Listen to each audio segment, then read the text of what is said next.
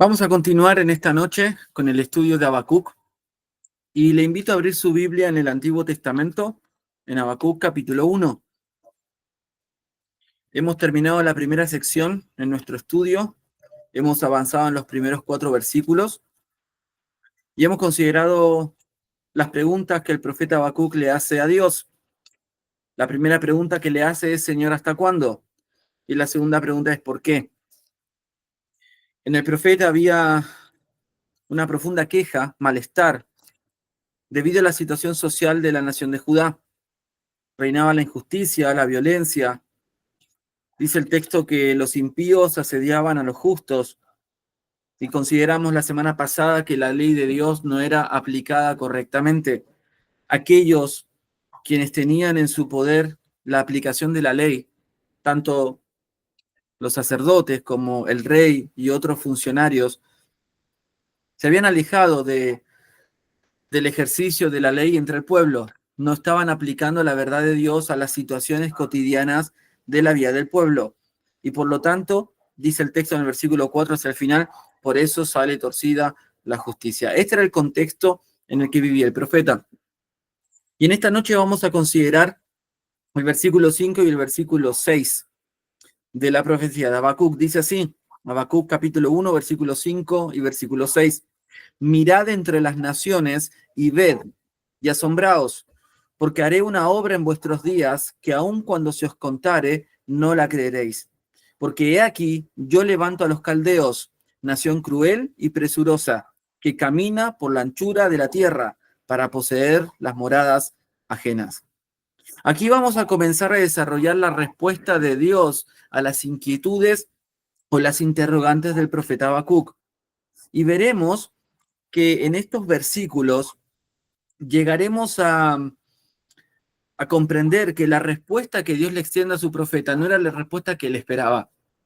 Por eso, yo meditando en este pasaje y estudiando para este día, yo recordaba un libro de un autor, el doctor Dobson, que se llama Cuando lo que Dios hace no tiene sentido. Y si bien este libro trata, aunque se relaciona con el problema central del libro, de las preguntas del profeta Habacuc, entre otras cosas, este libro apela a otras circunstancias que viven los creyentes que a veces no entienden y que esperan que Dios le pueda responder a esas inquietudes, a esas interrogantes. Sin embargo, esta expresión, este título de este libro, Cuando lo que Dios hace no tiene sentido, se puede aplicar, creo personalmente, perfectamente a este pasaje. Al menos lo que Dios está haciendo no tiene sentido, o lo que Dios hará, como dice el versículo 5, haré una obra en vuestros días. Al menos para la nación de Judá y para Habacuc, lo que Dios estaba por responder no tenía sentido. Veremos que esta es la respuesta indicada de parte de Dios, pero al menos desde la perspectiva humana, lo que Dios está revelando aquí en los versículos 5 y 6 tenía poco o ningún sentido. Yo quisiera comenzar con una historia que tenía pendiente para otro estudio, pero me pareció bien incluirla aquí. Una anécdota de una misionera holandesa conocida que se llamaba Corrie ten Boom. Y ella escribió lo siguiente: a menudo escucho a la gente decir, qué bueno es Dios. Hemos orado para que no llueva durante el picnic de la iglesia. Y mira qué clima tan maravilloso. Sí, Dios es bueno cuando hace buen tiempo, pero Dios también fue bueno cuando permitió que mi hermana Betsy muriera de hambre ante mis ojos en un campo de concentración alemán. Recuerdo una ocasión en la que me sentí muy desanimada allí. Recuerdo haberle dicho a Betsy que pensaba que Dios se había olvidado de nosotros. No, Cory, dijo Betsy, Él no nos ha olvidado. Recuerda su palabra, porque como están de altos los cielos sobre la tierra, así es de grande su misericordia para los que le temen. Hay un océano del amor de Dios disponible para todos. Que Dios te conceda nunca dudar de ese amor victorioso, sean cuales sean las circunstancias en las que te encuentras. Esta misionera que estuvo durante un buen tiempo en campos de concentración, tuvo que lidiar con el problema del sufrimiento humano. ¿Por qué Dios permite que los hombres sufran? en algunas ocasiones de maneras muy despiadadas. Y en esta anécdota ella pone en relieve un atributo de Dios que a veces cuestionamos cuando estamos viviendo dificultades. Cuestionamos la bondad de Dios. Pensamos que Dios es bueno solamente cuando el sol sale y cuando todas las cosas van bien. Sin embargo, podemos afirmar, de acuerdo a la palabra de Dios, que Dios es bueno todo el tiempo, que no hay ningún momento de la vida cristiana en la que Dios no sea bueno. Aún en la pérdida, el dolor, el desempleo, la enfermedad o la escasez, en cualquier etapa o estación de la vida, Dios es bueno. Dudamos de la bondad de Dios porque en muchas ocasiones no conocemos los propósitos que Dios establece para lo que permite nuestra vida. Y esto también era algo con lo cual luchaba Habacuc. Él no conocía los propósitos de Dios, no sabía por qué Dios permitía esta situación social entre el pueblo, la violencia, la injusticia, y pensaba en su limitación que Dios no estaba haciendo nada y que eventualmente Dios no estaba interesado en la vida de la nación. Pero veremos que Dios va a responder y vamos a comenzar a desarrollar el versículo 5. Dice, mirad entre las naciones y ved y asombraos, porque haré una obra en vuestros días que aun cuando se os contare, no la creeréis. Esta es la primera parte de la respuesta de Dios. El profeta le dice, Señor, ¿hasta cuándo? Señor, ¿por qué? Dice, ¿por qué me haces ver? Es decir, el profeta se sentía profundamente angustiado por la injusticia y la violencia que estaba a su alrededor. Y era algo que él veía cada día. Y esta molestia que tenía en su corazón la expresaba en su oración a Dios con cierta queja de su corazón.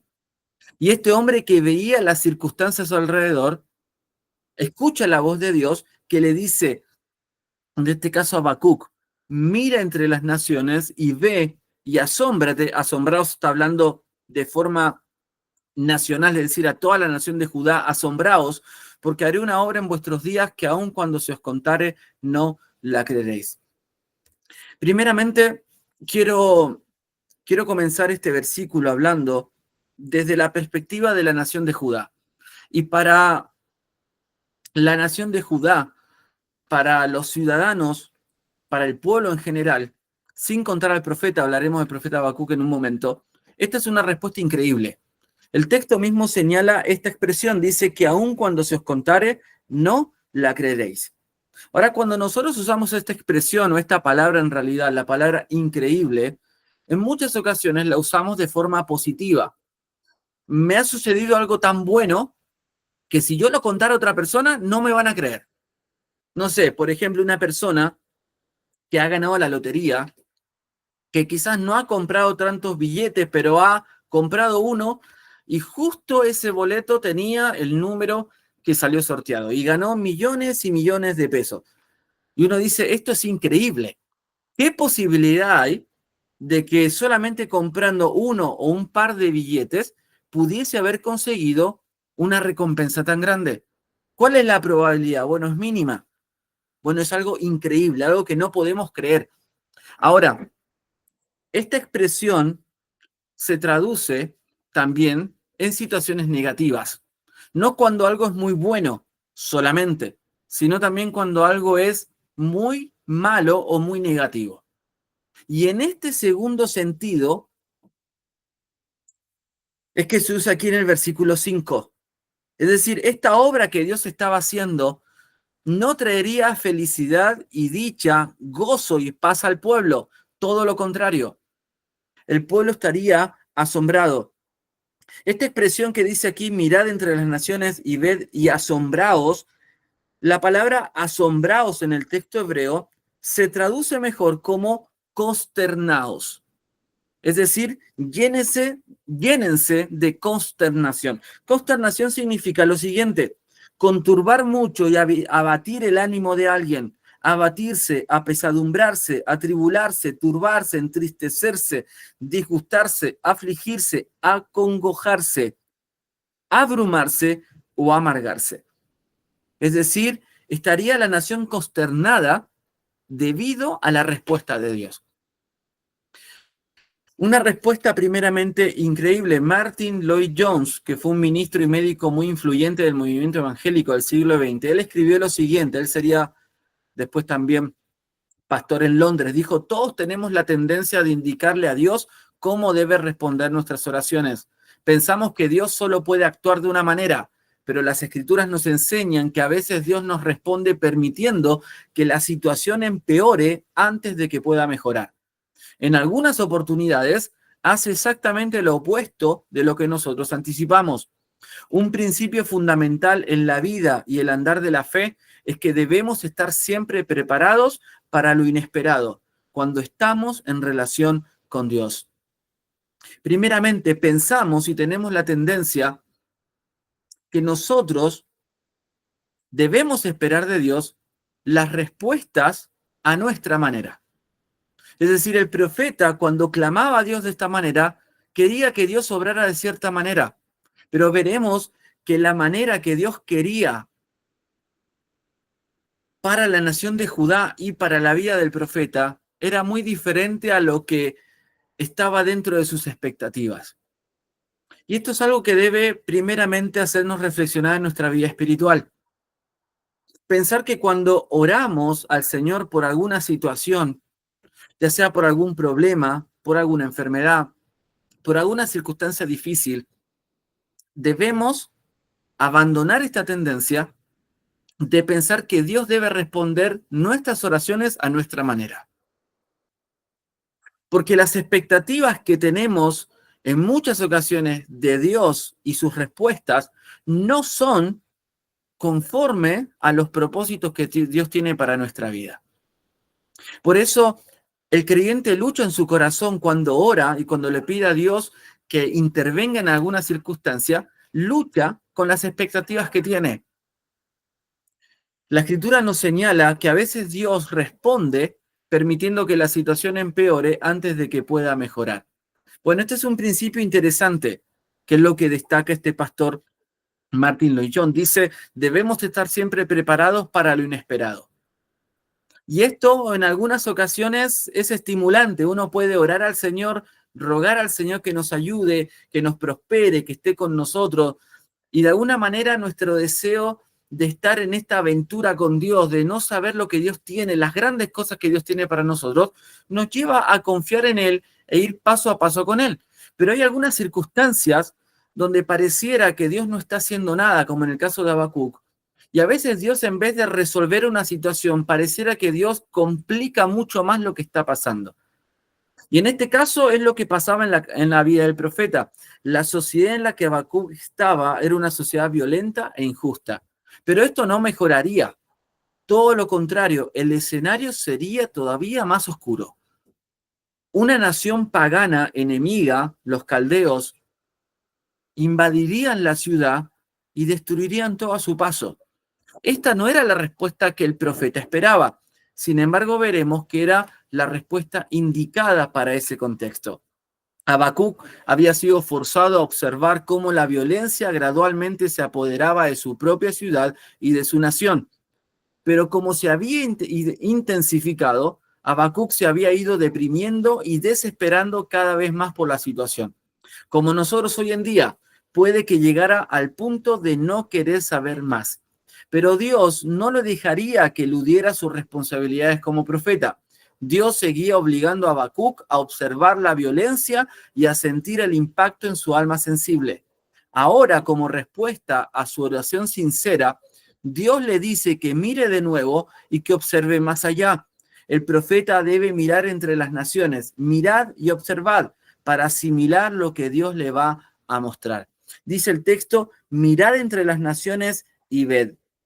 Algo que Dios quería tratar con su profeta es lo siguiente: el profeta estaba solamente pensando en su situación y en su nación, y veía, como dijimos en más de una ocasión, veía violencia e injusticia. Y Dios le llama a su profeta a que mire más allá, que vea más allá de su propia vida, de su propia circunstancia y de su propia nación. Dice: mirad entre las naciones y ved. ¿Cuál es la diferencia aquí si uno busca en el texto hebreo? entre la palabra mirad y ved, porque pareciera que esto es repetitivo, pero en realidad no es repetitivo, es progresivo. Dice primeramente mirad, y se traduce esto, mejor dicho, como observar. Es decir, cuando uno está mirando sin ningún detenimiento, sin prestar atención. Pero la palabra ved, el verbo ved en hebreo significa contemplar. Entonces, ¿qué está diciendo? Primeramente, mira a Habacuc la vasta humanidad, ve las diferentes naciones que están a lo largo del planeta, lejos de la frontera de Israel, alza tus ojos y después dice contempla y asómbrate. ¿Contempla a quién? Entre esas naciones que están lejos de la frontera de Israel, mira al pueblo caldeo. Entonces el profeta debe mirar entre las naciones para asimilar lo que Dios le va a mostrar. Le da la siguiente instrucción a Habacuc, que él y su pueblo dejen de mirar solo a su propio mundo pequeño y que observen cómo Dios obra en un panorama más amplio. Al igual que nosotros, el profeta se había ensimismado o incluso obsesionado con su propia situación. ¿No le parece familiar esto en nuestras propias vidas? Estamos viviendo una situación difícil y nos obsesionamos con nuestra propia situación, con nuestro propio problema, a tal punto que nos olvidamos que en realidad no debemos solamente vernos a nosotros mismos, no debemos deprimirnos en nuestra propia tribulación y decir, ay, pobrecito de mí, mira lo que Dios está haciéndome pasar, mira, yo soy una víctima de esta situación, Señor, ¿por qué permites esto en mi vida?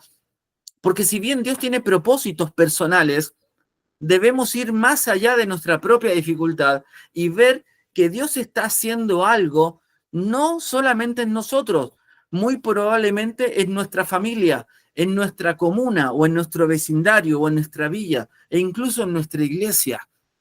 Entonces el profeta había perdido de vista un panorama más amplio del actuar de Dios. Y esto es algo que también es una debilidad en cada uno de nosotros.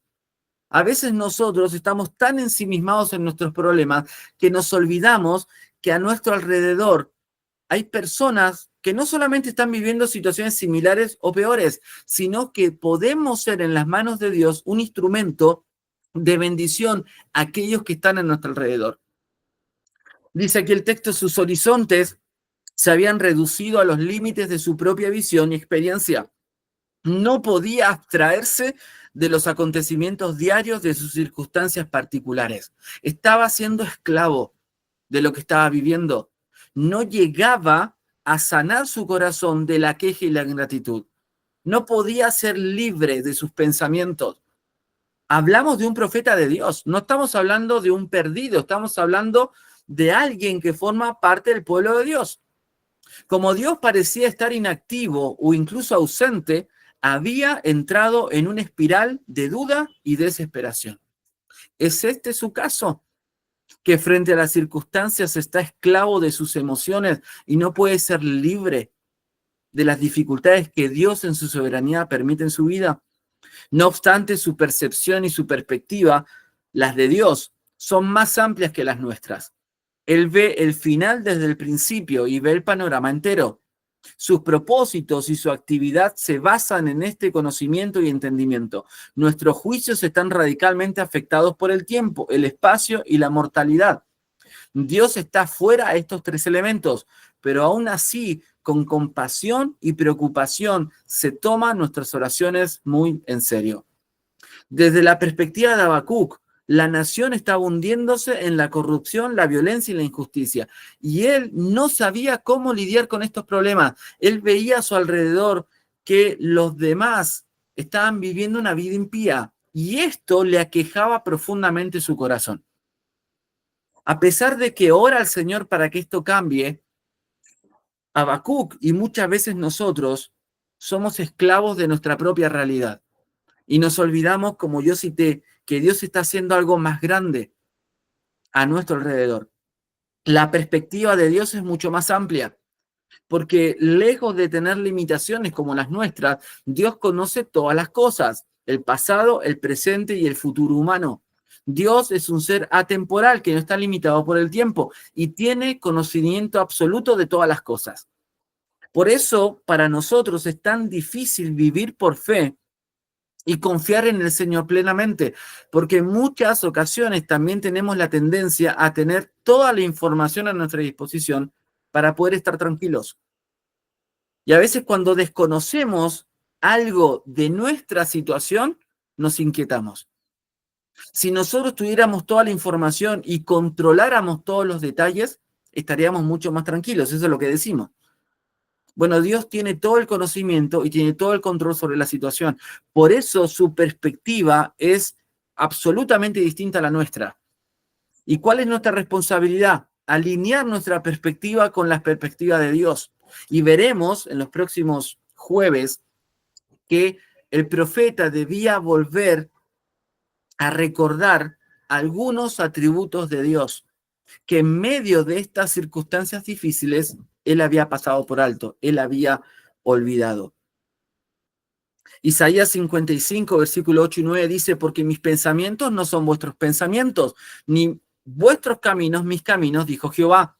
Como son más altos los cielos que la tierra, así son mis caminos más altos que vuestros caminos, y mis pensamientos más que vuestros pensamientos.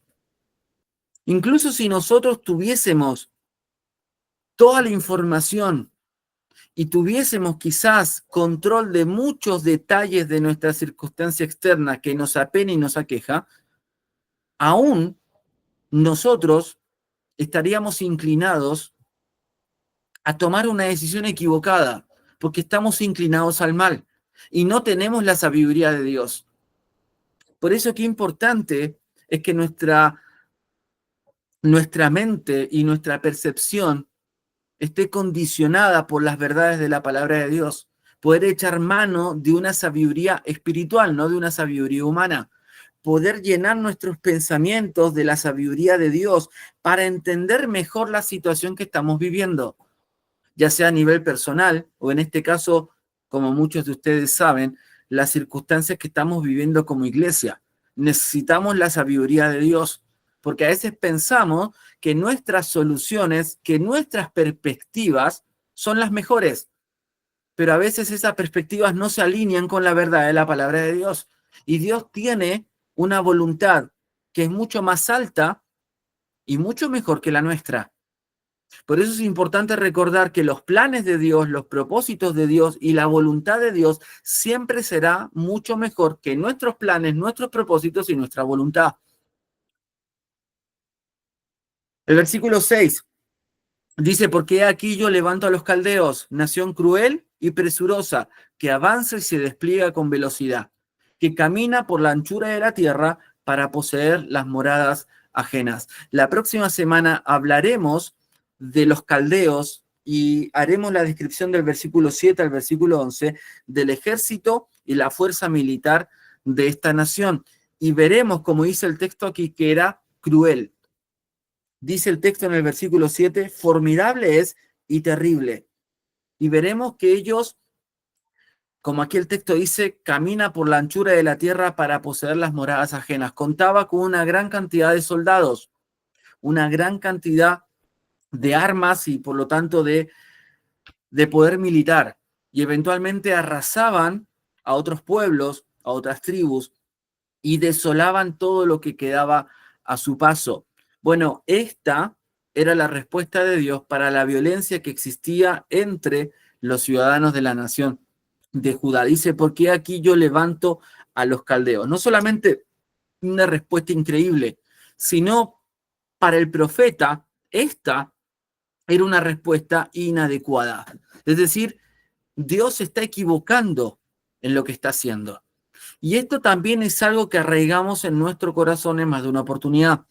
Este mismo pastor dijo, Martin Lloyd-Jones dice lo siguiente, a veces Dios utiliza instrumentos extraños para corregir a su iglesia y a su pueblo. De todos los pueblos contemporáneos de Israel, los caldeos serían los que Dios habría de utilizar para su castigo. Tal hecho parecía inconcebible, pero nuevamente nos encontramos ante un hecho que se evidencia a través de todas las escrituras. Si Dios así lo desea, puede también utilizar a un caldeo impío. En el curso de la historia vemos que ha utilizado toda suerte de instrumentos insólitos para llevar a cabo su voluntad. Dios le revela al profeta que esta obra que haría en vuestros días, en los días de la nación de Judá y de Habacuc, sería una obra de juicio y de disciplina. Era algo que el profeta no esperaba, aunque debería haberlo esperado, lo veremos ahora a continuación. Pero aunque el profeta podría estar de acuerdo con que la nación merecía ser juzgada por Dios, el profeta no compartía con Dios que Dios enviara una nación pagana como la nación caldea. Por lo tanto, la respuesta de Dios para el pueblo desde la perspectiva de Habacuc era inadecuada. Señor, te estás equivocando. Señor, esto que estás haciendo o que tú tienes pensado para nosotros no es lo correcto. Es incorrecto e inadecuado. En el mismo capítulo, pero en el versículo 13, que lo vamos a desarrollar en algunas semanas más, él dice acerca de Dios: muy limpio eres de ojos para ver el mal, ni puedes ver el agravio. ¿Por qué ves a los menospreciadores y callas cuando destruye el impío al más justo que él? Y haces que sean los hombres como los peces del mar, como reptiles que no tienen quien los gobierne. Aquí en el texto, cuando comienza la pregunta, el profeta dice al Señor: ¿por qué ves a los menospreciadores y callas cuando destruye el impío al más justo que él? Esta expresión de los menospreciadores es una referencia a los caldeos. El Señor le había respondido que enviaría a esta nación para juzgar a Israel. Y él decía: Señor, ¿por qué permites esto? En la teología de Habacuc, no podía concebir el profeta que Dios escogiera a un instrumento tan vil para llevar a cabo su voluntad. Pero las Escrituras proporcionan ejemplos de este aspecto del obrar de Dios. Habacuc luchaba con esta respuesta, porque desde su conocimiento de Dios, él no concebía que Dios pudiese escoger a una nación gentil, a una nación pagana. Estaba arraigado profundamente en el corazón del pueblo que ellos eran el pueblo escogido de Dios y que todas las naciones estaban bajo la ira de Dios. No eran instrumentos en las manos de Dios, sino que eran naciones que esperaban el justo juicio de Dios de condenación. Por eso él no entendía por qué Dios escogía a una nación tan impía para juzgar a su pueblo escogido. Ahora, en las circunstancias en las que nosotros vivimos, de forma general estoy hablando, ya sea personal o a nivel de iglesia, a veces también podemos luchar con esta verdad bíblica, que Dios es soberano y Él puede usar cualquier instrumento para llevar a cabo su voluntad. Y déjeme decirle algo que también es importante al considerar estas verdades. No porque alguien sea utilizado por Dios, eso significa que esa persona o esa comunidad esté siendo usada por Dios de una manera que a Él le agrade y que formaba parte de su voluntad. Es decir, no por ser instrumentos en las manos de Dios, llevamos gloria y honra al nombre de Dios. ¿Qué quiero decir? Esta nación era una nación que no agradaba a Dios, que no glorificaba y no honraba a Dios. Lo veremos en las próximas semanas. Era una nación cruel y terrible. Sin embargo, Dios la utiliza para su propio propósito y para su gloria. Entonces, a veces hay instrumentos en las manos de Dios que no son instrumentos agradables, pero que Dios en su soberanía todavía usa para llevar a cabo su voluntad. Es decir, que no todo aquel que es usado por Dios es parte del pueblo de Dios. No porque alguien sea un instrumento en las manos de Dios, forma parte de la familia de Dios. Porque evidentemente los caldeos no eran el pueblo de Dios y muchos de ellos, veremos en el capítulo 2 de Habacuc, esperaban el juicio de Dios. Sin embargo, Dios en su soberanía y su control sobre todas las cosas puede escoger a quien Él quiera para llevar a cabo su voluntad. Y esto no es algo extraño en las Escrituras. Veamos algunos ejemplos. Primera de Reyes, capítulo 11, versículo 14. Durante el reinado de Salomón, dice así: y Jehová suscitó un adversario a Salomón, Hadad edomita, de sangre real, el cual estaba en Edom. Cuando uno considera los primeros versículos del capítulo 11, vemos que Salomón llevó su corazón lejos de Dios y dice que su corazón se fue tras mujeres y eventualmente se envaneció. ¿Y cuál fue el juicio de Dios? Dios levantó a Hadad edomita para que peleara contra él. Es decir, Dios tomaría a un rey pagano para juzgar el pecado de Salomón. Entonces, aquí tenemos algunos antecedentes, algunos versículos más en ese mismo capítulo. Dios también levantó por adversario contra Salomón a Rezón, hijo de Eliada, el cual había huido de su amo Hadadezer, rey de Soba. Aquí vemos que en el mismo reinado de Salomón tenemos otro adversario que Dios levanta para juzgar el pecado de Salomón. Entonces, esta respuesta de parte de Dios seguiremos analizándola el próximo jueves, porque vamos a hablar también de la soberanía de Dios, porque aquí el texto dice, yo levanto a los caldeos. Es decir, Dios es el que pone y el que quita reyes. Dios es aquel que gobierna sobre todos los reyes de la tierra. Por lo tanto, Él tiene la última palabra y tiene toda autoridad. Por eso los caldeos, sin el permiso de Dios, sin la voluntad soberana de Dios, ellos no podrían haber invadido la nación de Judá. No tendrían ningún poder contra el pueblo de Dios. Pero como Dios utilizó esta nación, ellos serían un instrumento en las manos de Dios para llevar a cabo su voluntad. Y esto nos recuerda la verdad de la soberanía de Dios, que Dios gobierna sobre todos los gobiernos, ya sean gobiernos que para nosotros sean buenos o gobiernos que para nosotros sean malos, más allá de nuestra evaluación política de los diferentes gobiernos. Pero no hay ningún rey, ningún presidente que sea escogido por una nación que no haya sido puesto primeramente por Dios. Y esta es una verdad que ya conocemos del Nuevo Testamento en Romanos capítulo 13, que no hay autoridad si no es de parte de Dios. Y las que hay por Dios han sido establecidas. Entonces, veremos la próxima semana que esta verdad bíblica de que Dios pudo utilizar a los caldeos para llevar a cabo su voluntad, nos va a ayudar a entender mucho mejor la soberanía de Dios sobre su pueblo y también sobre las naciones gentiles. Ya para ir terminando, aunque para la nación esta respuesta del levantamiento o la invasión de los caldeos era increíble, no entendían por qué Dios permitiría esto, aun cuando para el profeta era inadecuada, porque los caldeos no eran una nación digna para ser usada por Dios y era mucho más impía que la nación de Judá. Sin embargo, desde la perspectiva de Dios, esta era la respuesta indicada. Y yo quisiera terminar con esta última verdad, porque si Dios ha de hacer algo entre su pueblo, Dios siempre tiene la razón. Dios siempre hará lo correcto y Dios siempre actuará con justicia y sabiduría. Yo me reía en estos días, alguien me compartió un video que de alguna manera ponía sobre la mesa una realidad que en algunas ocasiones forma parte del hogar, ¿no? De la familia.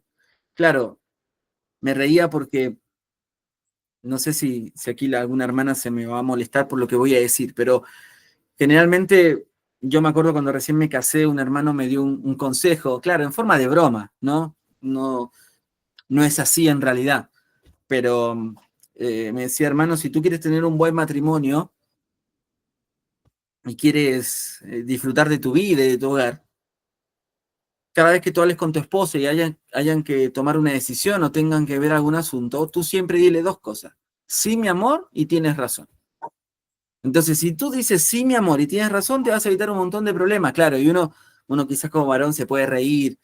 Obviamente, no siempre es así. Uno no siempre dice sí, mi amor, a veces uno tiene que decir no, no es así. O no, no tienes razón. Pero este video que me habían compartido mostraba como el varón o el hombre, de alguna manera, estaba un poco preocupado. Y con la relación con la esposa aparentemente no estaba muy bien. Y la esposa estaba preocupada y habla con su amiga.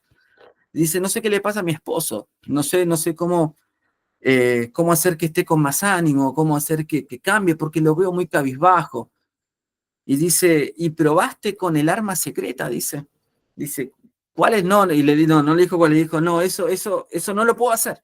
Dice, esa es la última opción. Me dice, mira, bueno, si no quieres perderlo, vas a tener que hacerlo. Dice, no, pero no hay otra opción. No, ¿estás dispuesta a salvar tu matrimonio? Sí, le dijo. Entonces, bueno, tienes que hacer eso. Entonces uno no sabía qué iba a hacer. Y entra la mujer al cuarto, el esposo estaba, creo que viendo televisión. Le dijo, mi amor, quería decirte algo. Dijo, quiero que sepas que tienes razón, le dijo. Y el hombre quedó impactado y se ponía a llorar, porque nunca había escuchado a su esposa decir que tenía razón. Entonces, claro, este hombre después hacía una broma de que las mujeres siempre deben tener razón y los hombres no tenemos razón, pero siempre le damos la razón. Bueno, yo sé que es algo que no, en realidad no es cierto. En realidad uno a veces tiene razón y a veces, y muchas veces no tenemos razón los hombres. A veces pensamos que sabemos todo y no sabemos todo. Pero cuando pasamos esta misma situación al plano de Dios y nosotros, siempre tengo que decir que Dios tiene razón. No tengo otra opción. Pero no porque creo sea ciegamente en Él y no me queda otra opción y debo decirlo. No, porque Dios demuestra vez tras vez que Dios siempre tiene razón. Es decir, si en el momento no entiendo que Dios está haciendo algo porque Él está siendo justo y sabio en lo que hace, quizás en el momento no lo vea, pero va a pasar el tiempo y voy a llegar a decir, Señor, tú fuiste fiel conmigo o con nosotros y tú, Señor, tenías razón. Tú, Señor, hiciste lo mejor para nosotros. Hermano, qué difícil es aceptar esto. Porque a veces cuando no sabemos lo que nos depara el futuro, a veces nos cuesta confiar en Dios. Y Señor, tú quieres que haga esto, tú quieres que dé este paso, tú quieres, Señor, que tome esta decisión, pero Señor, no estoy seguro. Pero ¿y qué si yo después me equivoco? ¿Qué pasa si después esto sale mal? Y bueno, hay que dar el paso de fe y decir, Señor, en obediencia a ti lo haré. Y eventualmente Dios terminará demostrando que eso era lo mejor que se podía hacer. Pero claro, debemos confiar en el Señor, debemos conocerle, conocer su carácter, sus atributos, y una vez más recordar que Él es digno de confianza. Él tiene razón. Por eso esta, aunque para el profeta y la nación no era la respuesta correcta, para Dios era la correcta. Y si para Dios algo es lo correcto, eso es lo que importa. Es la respuesta indicada. Aunque la nación de Judá y Habacuc estaban consternados con la respuesta de Dios, esta era la respuesta indicada para la alarmante situación de injusticia en la que se hallaba el pueblo. Las escrituras en muchas ocasiones anticipaban que el juicio de Dios vendría sobre Israel si el pueblo desobedecía la ley de Dios. De esta manera, la invasión caldea solo sería un instrumento de juicio y disciplina para una generación rebelde a la voluntad de Dios. Aunque el pueblo luchaba con esta respuesta, ya la Escritura había anticipado que el pueblo de Dios sufriría el juicio de Dios si el pueblo abandonaba la voluntad de Dios y pecaba contra Dios. ¿Qué debía esperar el pueblo de Dios si pecaba? Veamos qué decía la ley, Deuteronomio 28, 49 al 53. Jehová traerá contra ti una nación de lejos, del extremo de la tierra, que vuele como águila, nación cuya lengua no entiendas, gente fiera de rostro, que no tendrá respeto al anciano, ni perdonará al niño, comerá el fruto de tu bestia y el fruto de tu tierra, hasta que perezcas, y no te dejará grano, ni mosto, ni aceite, ni la cría de tus vacas, ni los rebaños de tus ovejas, hasta destruirte. Pondrás sitio a todas tus ciudades hasta que caigan tus muros altos y fortificados en que tú confías. En toda tu tierra sitiará pues todas tus ciudades y toda la tierra que Jehová tu Dios te hubiere dado. Y comerás el fruto de tu vientre, la carne de tus hijos y de tus hijas que Jehová tu Dios te dio, en el sitio y en el apuro con que te angustiará tu enemigo. Es decir, ¿qué debía esperar el pueblo si el pueblo se alejaba de Dios y pecaba contra Dios? La invasión y el sitio de alguna nación extranjera. Y esto es lo que estamos viviendo aquí en el libro de Habacuc, que estamos a las puertas de la invasión.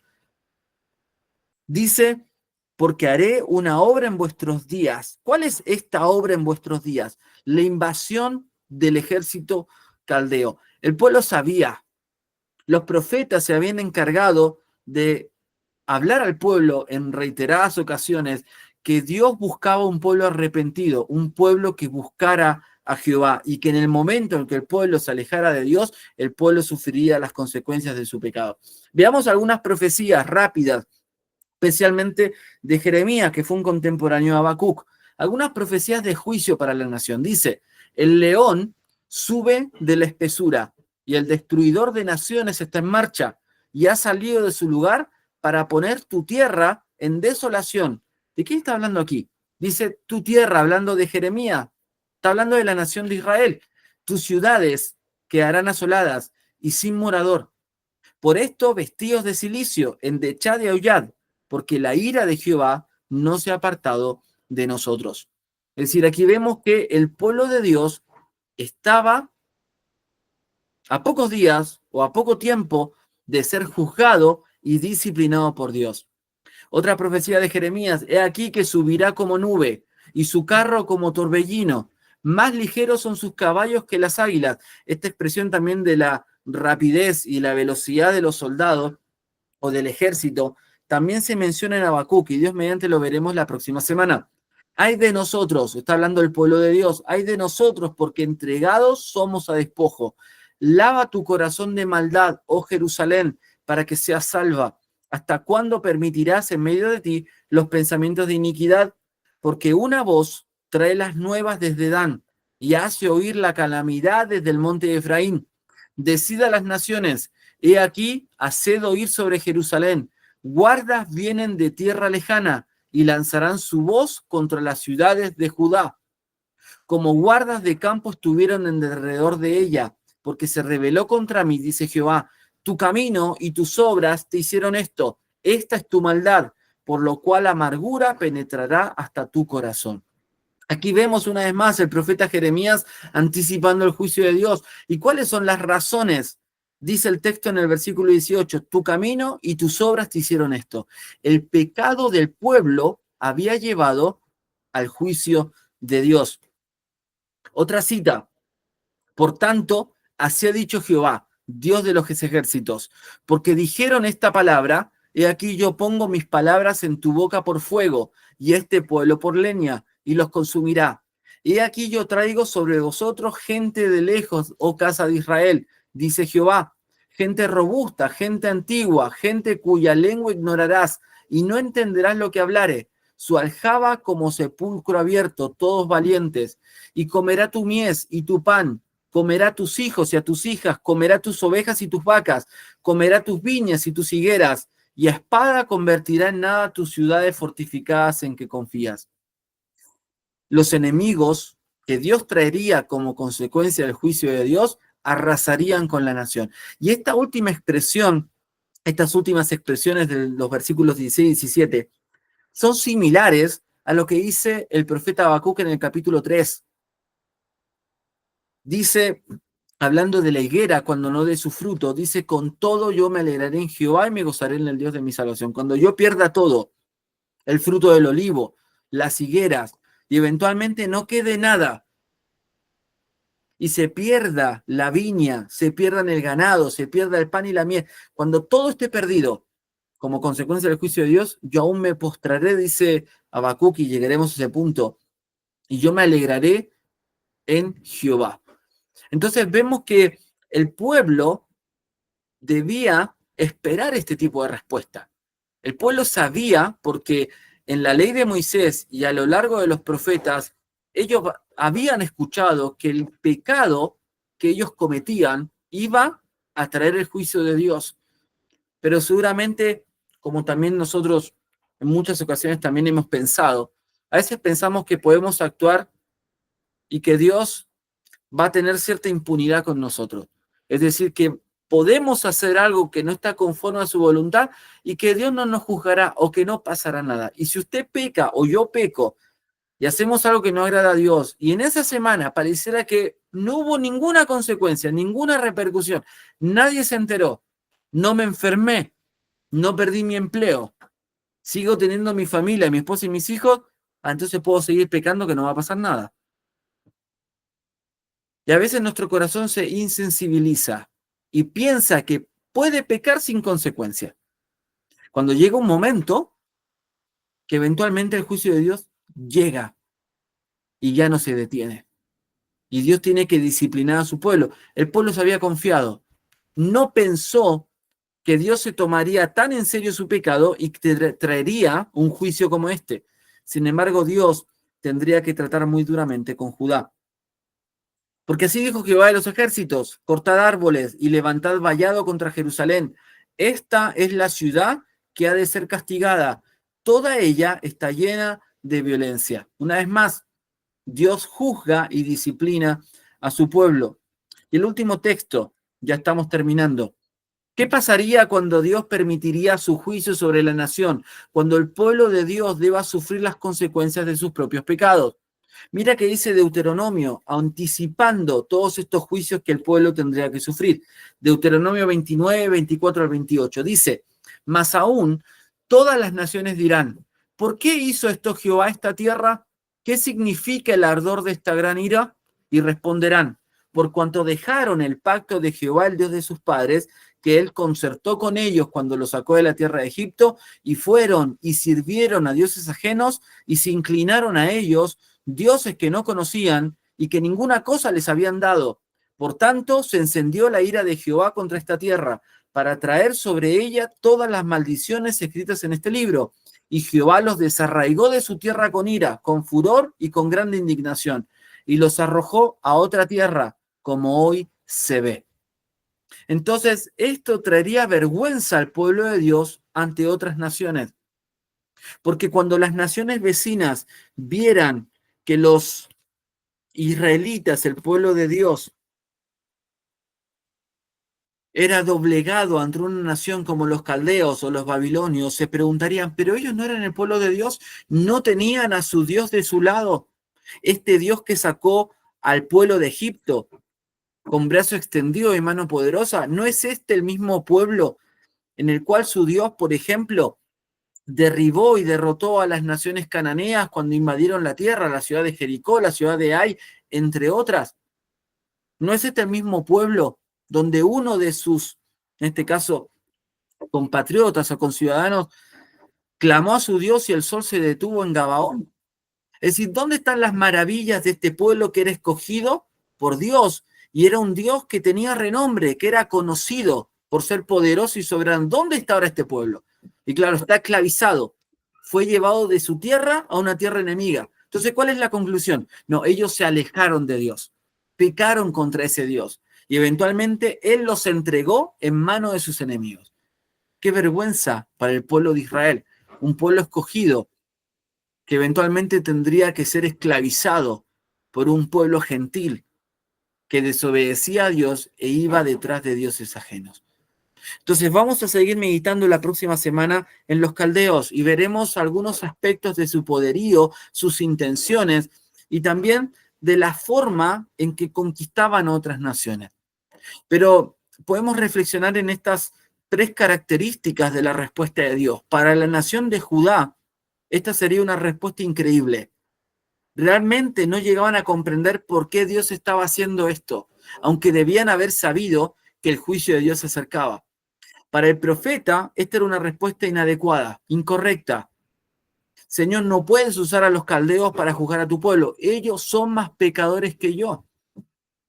Y esto también no es algo que está en nuestros corazones. No somos así también nosotros, pensando, este hermano es más pecador que yo. Este hermano es peor que yo. Y la realidad es que todos somos pecadores. Aunque somos redimidos y somos salvos, aún así tenemos naturaleza pecaminosa. Yo esta semana hablaba con alguien justamente sobre el ministerio y el servicio, y me dijo algo muy interesante. Me dijo, yo no doy la talla para poder servir. No, yo no puedo servir. No, me siento así, me siento sucio, me siento indigno, siento que todavía no estoy glorificado. Le dije, mira, hermana, yo tampoco. Entonces, ¿yo qué hago aquí? Yo siendo pastor. Entonces, no puedo predicar. Yo tampoco doy la talla. Yo tampoco soy digno. Yo también estoy sucio. Yo también he pecado. Entonces, esta en realidad, esta forma de pensar, en realidad estoy descansando en mi propia justicia. No, pero uno dice, pero ¿cómo su propia justicia? Si estoy diciendo que soy pecador, que estoy sucio. Pero me estoy justificando delante de Dios. No, Señor, tú no me puedes usar. Mira, Señor, qué malo que soy. Señor, he pecado contra ti. Señor, estoy siendo de tropiezo a otras personas. No, tú no me puedes usar. Bueno, esa es la mentira de Satanás. Y cuando yo me dejo llevar por este pensamiento, evidentemente Satanás va a hacer estrago en mi vida, porque esa no es la voluntad de Dios. Si yo entiendo que he pecado contra Dios, si yo entiendo que estoy mal con Dios y yo quiero servirle, yo desde ese momento que reconozco cómo estoy, yo voy a confesar mi pecado y decir, Señor, no soy perfecto, pero voy a seguir sirviendo. Señor, voy a desafiarme a santificar mi vida, a ordenar mi vida, a solucionar lo que tengo que solucionar. Pero si yo digo, no, si yo soy, no, yo soy pecador, no, mira, estoy sucio. No, entonces yo no puedo estar aquí o yo no puedo servir. Bueno, en realidad, ese tipo de actitud, en realidad, o ese tipo de pensamiento no viene de Dios. Ese tipo de pensamiento viene de Satanás. Porque, hermanos, si nosotros esperamos una santidad glorificada, una santidad perfecta para estar delante de Dios, hermano, ninguno aquí es digno. Ni yo ni usted. No importa cuántos años tenga en la iglesia o que conozca al Señor, todos aquí somos pecadores redimidos por la sangre de Cristo. Y si olvidamos que somos pecadores, ahí comienza a haber problemas en nuestra vida, porque nos creemos demasiado santos. Y quien le habla, al menos de este lado, reconoce su propia debilidad y su propio pecado. Y necesito cada día de la gracia de Dios para enseñar, para estar en mi hogar, para servir en la obra. En el momento en que yo pienso que no necesito de la gracia de Dios, que no necesito ser santificado, que no necesito ser cada día estar ante Dios y reconocer mis debilidades y pedir perdón, en el momento en que yo me olvido de dónde Dios me ha sacado, en ese momento estoy descalificado para el ministerio, porque empiezo a ser autosuficiente, creyendo que en mi propia justicia, en mi propia santidad, yo puedo servir a Dios. Y la vida de arrepentimiento es un requisito indispensable para la vida cristiana. No solamente debemos arrepentirnos cuando somos salvos, debemos tener una vida continua de arrepentimiento, porque todos los días pecamos. Entonces, hermano, el pecado es algo que uno tiene que tomarlo con mucha seriedad. Y a veces pensamos que los pecados de otros son más graves que los nuestros. Es lo que pensaba Habacuc. El pecado de los caldeos es peor que el mío. Mira, Señor, a los caldeos. Y uno podría pensar, mira, Señor, a este hermano. Mira, Señor, su pecado. Mira, Señor, lo que está haciendo. Y le digo algo con vergüenza. Yo también he pensado así. Y sabe, esa forma de pensar es incorrecta y está mal. Porque eso de alguna manera va a endurecer mi corazón contra otras personas.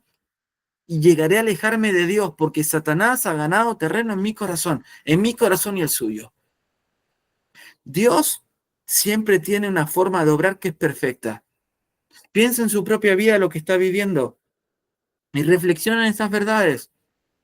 Cuidado con las expectativas que tenemos cuando oramos, porque el Señor puede sorprendernos, para bien o para mal, desde nuestra perspectiva, ¿no? Para mal desde nuestro punto de vista. Podemos estar consternados por la respuesta de Dios. Pero hermano, incluso en la vida de nuestra iglesia, en toda esta semana he hablado con varios hermanos, con casi todos los hermanos, y muchos de ellos tienen preguntas. Yo tengo preguntas. Y me pregunto, ¿qué va a pasar con Peñaflor? ¿En el corto plazo o en el largo plazo? Y a veces pienso que pasamos esta misma situación que está pasando a Habacuc. ¿Y sabes lo que Dios está haciendo? Están viendo a los caldeos. Y uno dice, pero Señor, ¿por qué pasa esto? Bueno, hay que aceptar, aunque cueste, o hay que aceptar que la situación en la que estamos debe llevarnos a la reflexión personal. Pero esto es lo que Dios está permitiendo en nuestra iglesia para que la iglesia crezca. Es difícil de aceptar. Para mí es difícil de aceptar. Pero Dios tiene lo mejor para su pueblo. Y debemos nosotros humillarnos ante Él, ante su soberanía y decir, Señor, ¿cuál es el próximo paso? ¿Qué quieres que hagamos? Señor, a ti te seguimos, a ti te obedecemos. Y avanzar, avanzar. La iglesia tiene que avanzar. No podemos quedarnos aquí en este punto. Y digo esto porque algunos hermanos quieren claudicar, algunos hermanos quieren volver atrás. Y esa no es la voluntad de Dios. La voluntad de Dios es que la iglesia crezca, que la obra se extienda. Pero a veces cuando el corazón no está bien, Cuando en el corazón se han guardado cosas que no son buenas, eventualmente esto sale a la luz. Y Dios permitió también esto para mostrar ciertas cosas que estaban ocultas. Y es doloroso y es difícil, pero lo está haciendo Dios. No lo estamos haciendo nosotros, lo está haciendo Dios. No sabemos qué va a pasar, ni en nuestra propia vida, ni en la vida de la iglesia. Pero como dijimos al principio en la historia de Corrie ten Boom, ya sea cuando el sol sale, porque oramos para que en el picnic de la iglesia haya un lindo día, y Dios nos dio un lindo día, y nosotros dijimos, Dios es bueno, el Dios que nos da el sol, y por el cual nosotros alabamos su gracia y su amor, también sigue siendo bueno en el campo de concentración. Eso dijo Corrie ten Boom. Estamos en el campo de concentración, estamos en la tormenta, Dios sigue siendo bueno. Y todas estas verdades que estamos considerando en Habacuc son verdades difíciles, pero son las verdades que debemos escuchar. Que Dios aplique estas verdades a cada uno de nuestros corazones, porque a veces resistimos estas verdades, pero son las verdades que Dios quiere trabajar en nuestro corazón. ¿Está dispuesto o no? Si no está dispuesto, hermano, llegue hasta aquí. Diga, Señor, yo no puedo más. Pero después no le eche la culpa a Dios cuando las cosas no vayan bien. Acepte su responsabilidad. Acepte su propio pecado. Acepte su incredulidad, acepte su amargura, acepte su falta de fe. Bueno, el nombre que usted quiera ponerle, acepte su pecado. Si usted deja hasta aquí, acepte su pecado. Pero le puedo decir con la autoridad de la Biblia que Dios tiene un plan con usted, Dios quiere usarle. Y si usted no ha estado caminando bien con Dios, Dios quiere tratar con usted, quiere restaurar su corazón y quiere que vuelva a servir. Quiere que usted vuelva a ser un instrumento útil y limpio en sus manos. Pero no le dé lugar al diablo, porque Satanás también va a aprovechar estas situaciones, la invasión de los caldeos, para también obrar con sus maquinaciones y arrastrar a los que más pueda. Oremos. Amado Padre Celestial, te agradecemos, Dios, en esta noche, porque podemos abrir tu palabra con libertad. Podemos reflexionar, Señor, en la vida del profeta y en estas circunstancias en que vivía la nación de Judá. Señor, y el profeta, angustiado y aquejado por esta circunstancia, preguntaba a ti hasta cuándo y por qué, Señor. Y tú, Señor, le animas y le llamas a que levante su rostro, alce sus ojos y pueda contemplar las naciones y pueda contemplar con atención que tú levantarías a los caldeos para traer el juicio sobre ellos. Era una respuesta que ellos no esperaban. Incluso llegaban, Señor, a pensar que esto era increíble, que esto no podía estar sucediendo y que incluso tú te estabas equivocando. Pero hemos considerado, Señor, que esta era la respuesta indicada, porque sabemos que cuando tu pueblo no está en paz contigo, tu pueblo no anda en comunión contigo, no está en santidad, tú debes castigar, debes disciplinar y juzgar a tu pueblo. Señor, y el mismo Dios de amor que predicamos y que amamos, es también un Dios de ira, que no puede tener por inocente al culpable, que no puede tolerar la maldad, no puede tolerar el pecado en nuestro corazón. Y Señor, aquí estamos nosotros. Y a veces, Señor, somos como el pueblo de Israel, como la nación de Judá. Estamos llenos de violencia, llenos de injusticia y de pecado. Y tú a veces envías a los caldeos a nuestra vida para juzgar nuestra maldad. Señor, que las circunstancias en las que estemos viviendo, ya sea como creyentes o como iglesia, nos lleve a reflexionar en nuestro propio estado espiritual. Señor, perdónanos porque muchas veces no estamos bien. Decimos que estamos bien, pero no estamos bien porque nuestro corazón se ha alejado de ti, nuestro corazón se ha endurecido, se ha enfriado y a veces, Señor, se ha apartado de ti. Perdónanos, límpianos, purifícanos. Señor, necesitamos de tu gracia cada día, porque, Padre, sin ti nada podemos hacer. Señor, si estuviésemos a la deriva, abandonados a nuestra propia suerte, no encontraríamos el rumbo. Y lo único que haríamos sería pecar y pecar y pecar contra ti. Y solamente deberíamos esperar la condenación. Señor, pero tu gracia y tu misericordia se renueva cada día. Y tú nos restauras, tú nos amas. Pido, Señor, que tú nos ayudes, nos levantes. Muchas veces las circunstancias nos desaniman. Ayúdanos, Señor, a seguir creyendo que tú tienes el control de todo y que tú eres soberano sobre todas las cosas. Gracias, Padre, por esta meditación, este estudio y que tú puedas aplicar estas verdades a cada uno de nuestros corazones. Te pedimos, Padre, esto en el nombre de Jesús. Amén.